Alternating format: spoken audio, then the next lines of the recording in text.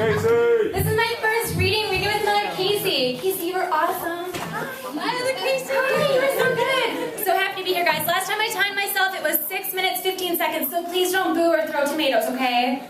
All right, it's supposed to be 6 minutes. All right. Onions only. All right. This is from my novel in progress. It's called I Don't. After Roberto proposed for the first time, he mistook my hesitation as joy and tried to embrace me. All I heard was wife. I looked around to see whom he could be addressing. Wife? I said. I shook my head. Say it in Italian. I think we're having some serious miscommunication. Marry me, Cody. Be my wife. I stuttered terribly, backed myself into a corner of the room we shared.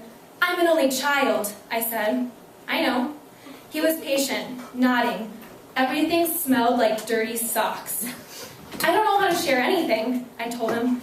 And then my excuses got even lamer. I can't wear a ring. I have very sensitive skin.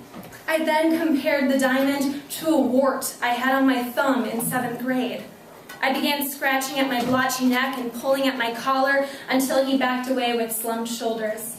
I looked down and saw I had broken out in hives everywhere. In the morning, Roberto woke as I shoved all of my belongings into my bag. When I told him I wanted to get away, I think I wanted a fight, an excuse to run away forever. Instead, he nodded, said, I hope you'll return home to me, and he handed me my backpack. I took a cab to the airport and boarded the next flight to Athens. To me, it marked the beginning of civilization, the crux of humanity. I needed to stand where democracy was first established. I wanted to look from the Acropolis and realize just how small I was.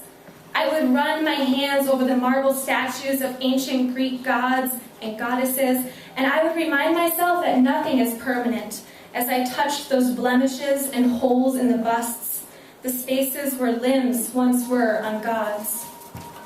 When I arrived, I found the outdoor station with a short blue awning over it, a one-stop shop that sold tickets for the trains, buses, and shuttles and tour buses. I couldn't read or speak Greek, and I was surprised to find there weren't English translations. I noticed the most popular ticket was the blue-colored one. I tried to ask the cashier for a day pass, but he just drained a bag of almonds into his mouth and then shrugged. So I took the blue one too.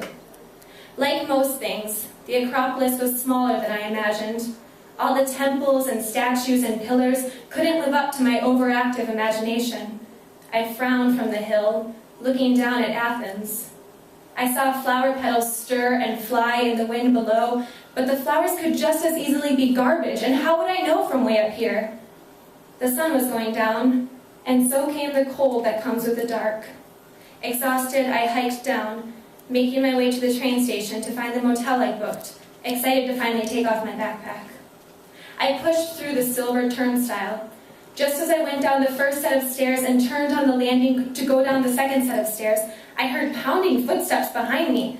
A bulky woman with thick, matted hair barreled down the second flight of stairs too. I looked back at her, shocked, and then I saw something even more shocking. She was after me.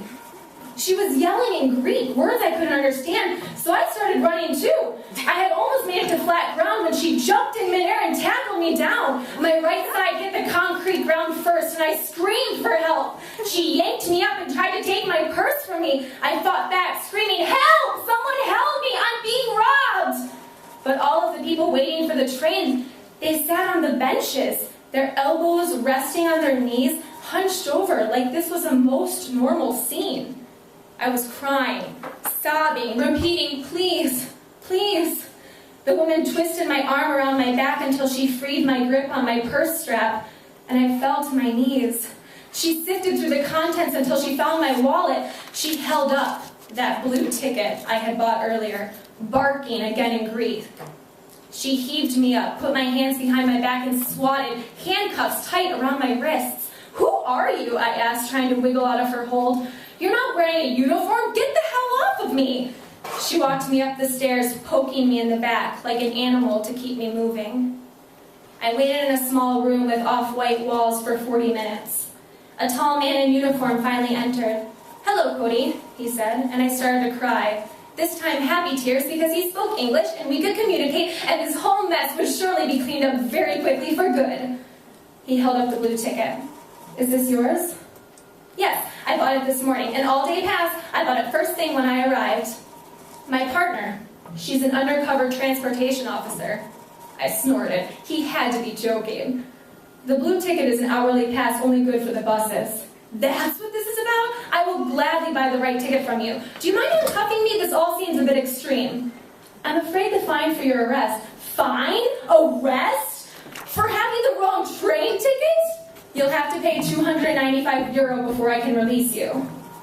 I knew I only had $200 in my bank account. I'll need to use your phone, I said, planning to call my parents. Only calls within Europe. I sighed and dialed Roberto's number. He wired the money within minutes of my call, and I was released after 3.5 hours. All of that buzz inside of me, the excitement of seeing the Acropolis and walking the streets of Athens, it had left me, and I limped through the maze of roads, north, toward that motel. I stopped at a McDonald's on the corner. The pudgy woman at the register smiled and asked, "What would you like today?" And I broke down right there at McDonald's, hands planted on the counter, head down as I sobbed out loud. Just some French fries? I said. "A large French fry?" she clarified. And I nodded, smearing snot from my nose across my face. And I almost answered her question with the truth, that I'd like nothing more to go home. This is the risk for looking at everything like it's temporary. You might want to go home, but you'll have no idea where the hell that is. Thanks, guys.